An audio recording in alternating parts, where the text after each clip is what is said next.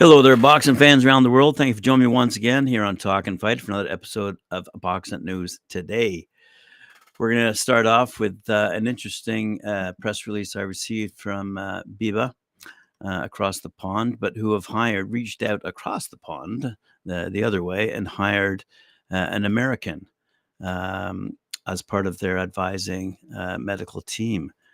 Licensed clinical psychologist and distinguished professor of psychology at the University of Nevada in Las Vegas, Brad Donahue, uh, Dr. Brad Donahue, has been appointed by the British and Irish Boxing Authority, that's BIBA, Medical Advisory Board.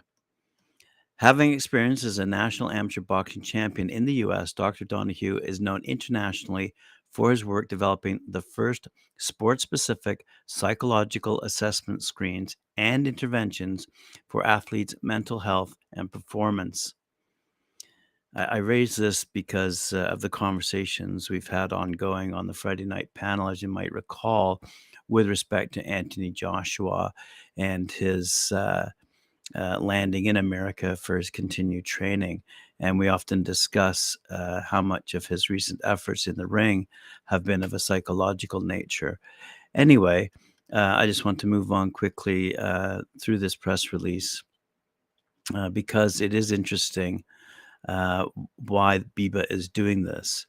They're already taking a leadership role with respect to health and safety, and with respect specifically to, they say this, following 3 major life-changing injuries and 1 fatality on BBBOC sanctioned, not BIBA sanctioned, professional boxing events in the UK in 2016, the BIBA board decided it was time for additional procedures in an attempt to try and further reduce bleed to the brain injuries.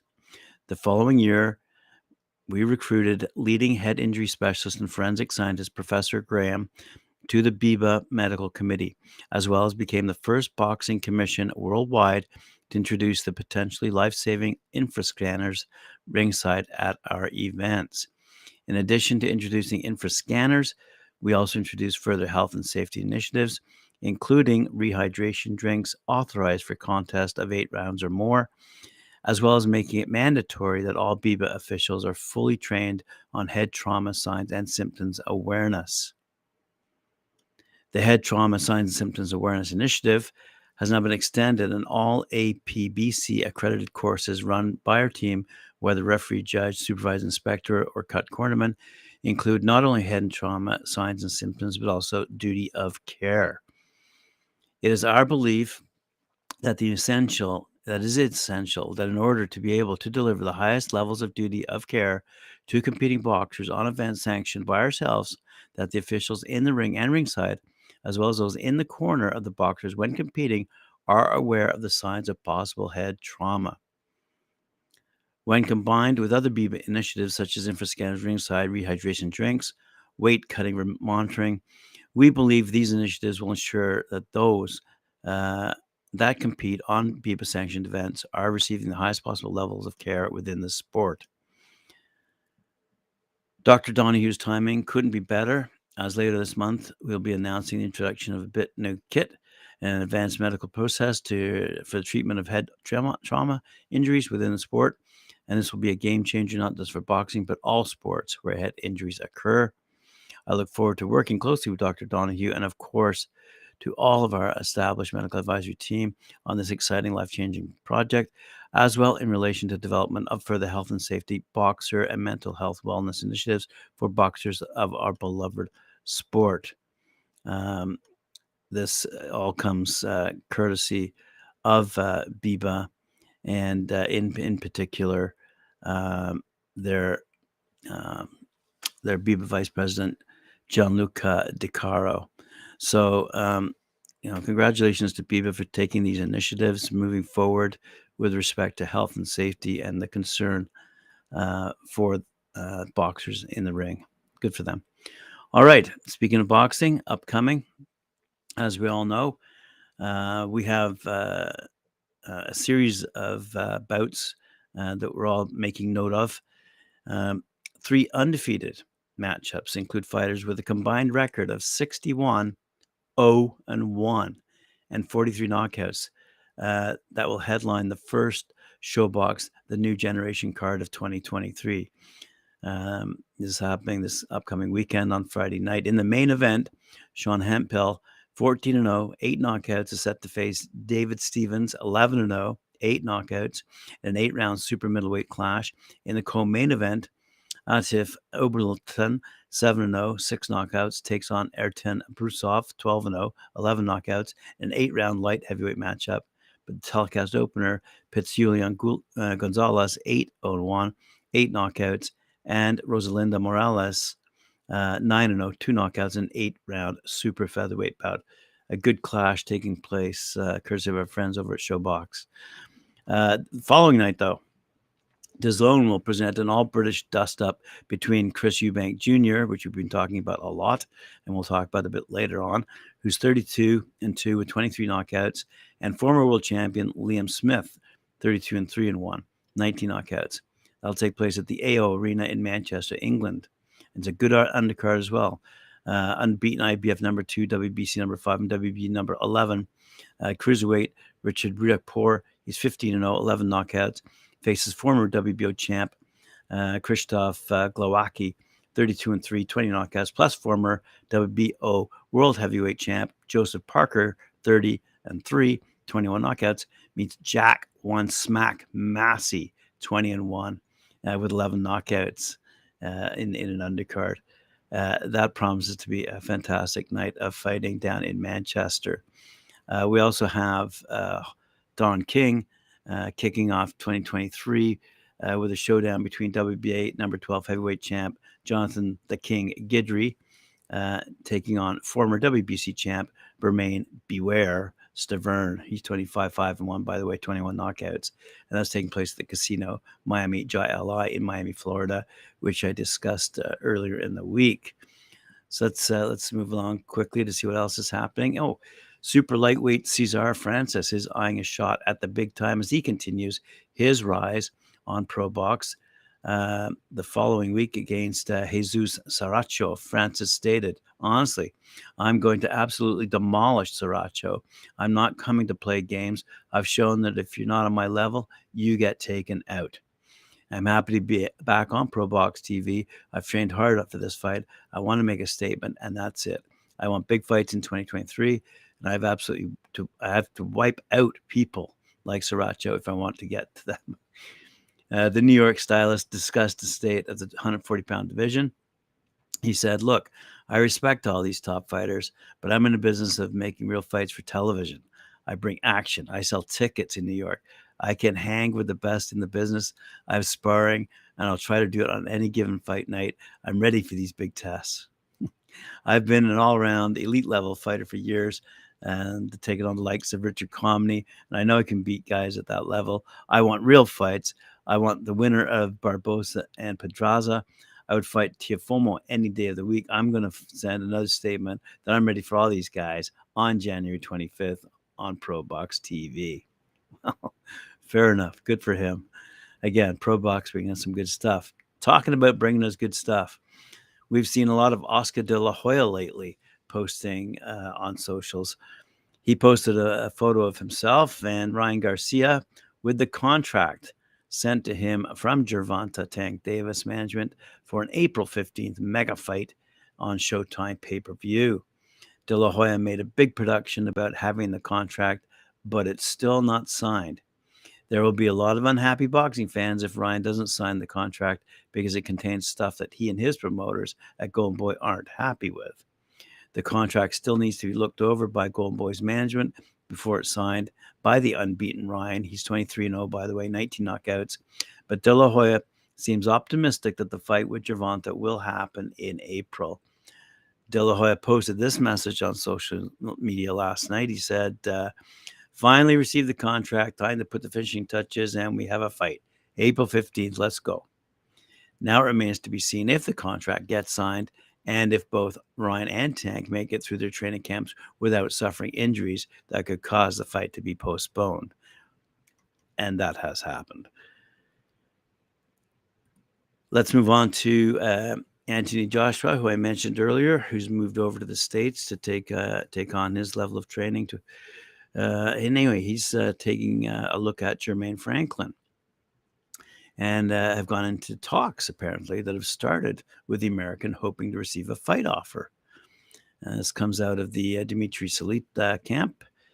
Out of Detroit, I believe. Yes, Jermaine is excited about the opportunity to once again show the British boxing fans that he is the best American heavyweight in the world.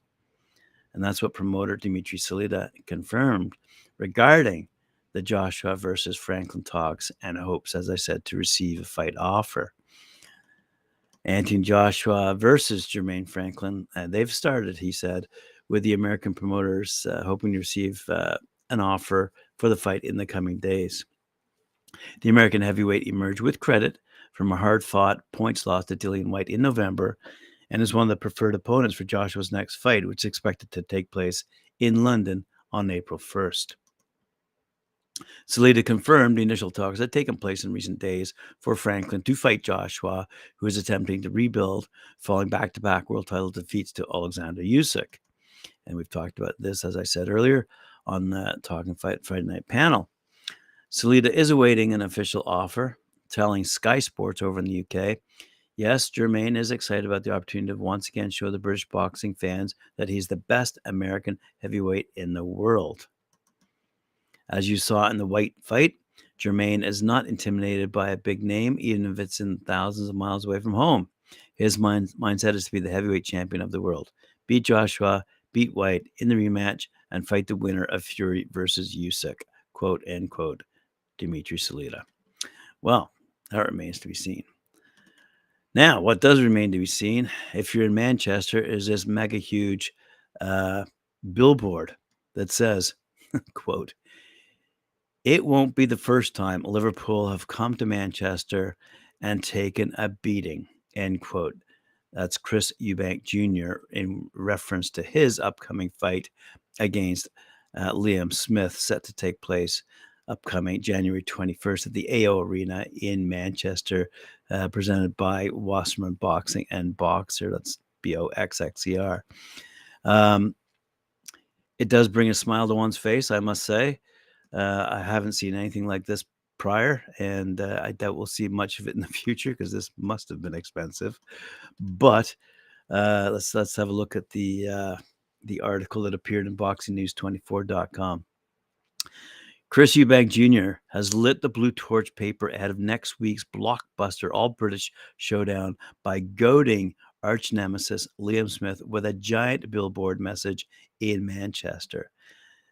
On January 21st, the two bitter rivals will collide in front of a sold-out AO Arena live in the UK and Republic of Ireland on Sky Sports Box Office.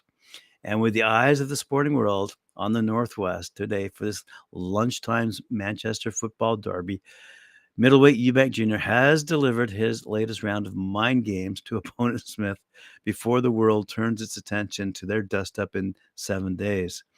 Plastered across Europe's second largest digital advertising display, just a stone's throw away from the Old Trafford, Eubank Jr.'s message to staunch Liverpool supporter Smith reads, as I said, it won't be the first time Liverpool have come to Manchester and taken a beating. Former world champion Smith, for his part, who still plays local Sunday League football, appeared live on Sky Sports Soccer AM show, where he wowed the audience with his impressive football skills by scoring a sensational volley and completing the crossbar challenge. And he is planning his own out-of-home reply to Eubank Jr. in his native Merseyside before he takes the short trip across the M6 for next week's hugely anticipated showdown. Now, I must say, this is fun for UK fans, but I happen to have been born in Lancashire, so this is a bit of fun for me as well. The main event, in association with Wasserman Boxing, will take place during Boxer Unleashed. The Boxer show features a stacked undercard, with Richard Riakporhe launching his quest for a world title shot in 2023 when he battles former two-time WBO cruiserweight world champ Krzysztof Glalaki and local lad Jack Massey stepping up to take on former WBO world heavyweight champ Joseph Parker. Joining them on this blockbuster night of boxing will be Eko Usman and Chris Kongo for the British and Commonwealth, IBF European, and WBC International Silver Championships. I might add, Team GB Tokyo 2020 hero Fraser Clark is back, where he faces hard-hitting Argentine heavyweight Kevin Espadola. The South American fighter has never been stopped in 13 previous professional bouts, and the Olympic bronze medalist Clark will be determined to extend his flawless record in the professional ranks with a big victory. Plus, on this card is Matty Harris, one of our one of our favorites for Talkin' Fight fans. He'll go up against Yuri Sermaj, and Scott Forrest will go up against Armand the Beast Bukata. And Frankie Stinger will in show what promised to be an unforgettable start to 2023. Good stuff for Boxer and Wasserman. We certainly look forward to that fight. Speaking of Richard Riakporhe, he's targeting a world title shot against Lawrence Okoli. I did not know that. And here we go, courtesy of ESPN. Riakporhe might not be a name you're familiar with, but the cruiserweight contender insists this will be his breakout year. As long as he maintains his unbeaten record against former world champion Krzysztof Glowacki at the Manchester Arena on Saturday, as I've just explained, Riakporhe is confident he will land bigger opportunities later this year, including a world title shot. He's 15-0 with 11 knockouts. He's number 2 with the IBF and number 5 with the WBC. But his English rival Lawrence Okoli, 18-0, 14 knockouts, the WBO champion and ESPN's number 2 at 200 pounds, who he hopes to face this year. A rematch with Chris Billiam-Smith, by the way, 17-1, 12 knockouts, also from England, and the high-ranking contender is on Riakporhe's wish list with a series of fights against English rivals set. It'll be a different conversation about me this time next year, he said at ESPN. I have a good feeling about this year. Opportunities are going to come, and I'm going to take them. My promoter, Ben Shalom, had a plan to get all the top cruiserweights in the UK under one banner with Boxer and Sky Sports. Okoli is coming over to Boxer and is having his first fight in March. Chris Billiam-Smith is over here, and I'm over here, so it's going to be easy to make the fights. Every single issue that arises in boxing is because one fighter is one broadcaster and the other fighter is with another broadcaster. And this, by the way, Talkin' Fight fans, is something I brought up on the Friday night panel. And so here's confirmation of what I was talking about. But he continues. So they can't get the big fights on. This has affected the following of boxing. People just want to see the best fights, but they don't get it. Some of the fans just don't have a clue what this is about and how complicated it is. And this has diverted some fans to watching YouTube boxing, UFC, and MMA. Those cruiserweight fights are easy to get made because the fighters are all under the same banner, that being Boxer, BOXXER. I want all of them, he said. I've dealt with a bunch of British fighters. I'm more motivated to fight British fighters when there's more pride, bragging rights, and ego. I've always believed I'm the best. He's from London. I only started boxing at the age of 19. Has a marketing communications degree and campaigns against the dangers of knife crime after he was stabbed in the chest as a teenager. After starting his professional boxing career in 2016, Riakporhe can take a step closer to the world title shot if he defeats the more experienced Glowacki, 32-3, 20 knockouts, who's 36 years old, and the former WBO world champion, who Okoli stopped in 6 rounds in March back in 2021. Meanwhile, Okoli, 30 years of age, defends his WBO belt against David Light from New Zealand on March 11th.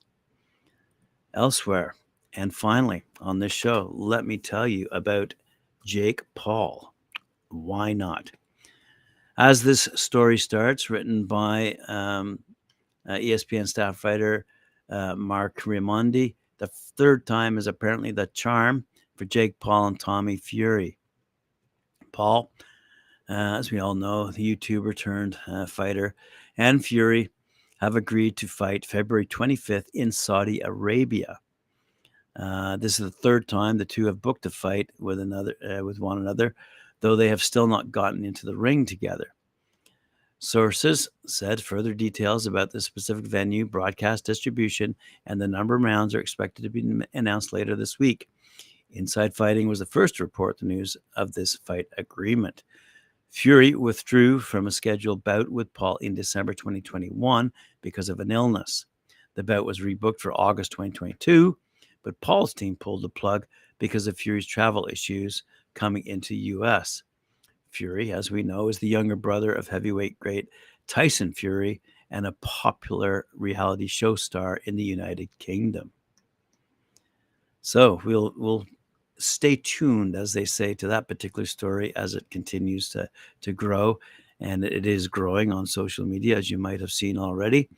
But I'd like to thank you for joining me here on Talk and Fight. Remember to like, share, subscribe, hit that notification bell. I'll see you later on at 4 p.m. when I join Mike Orr and Cedric Ben for their show, Knuckle Up. Thank you.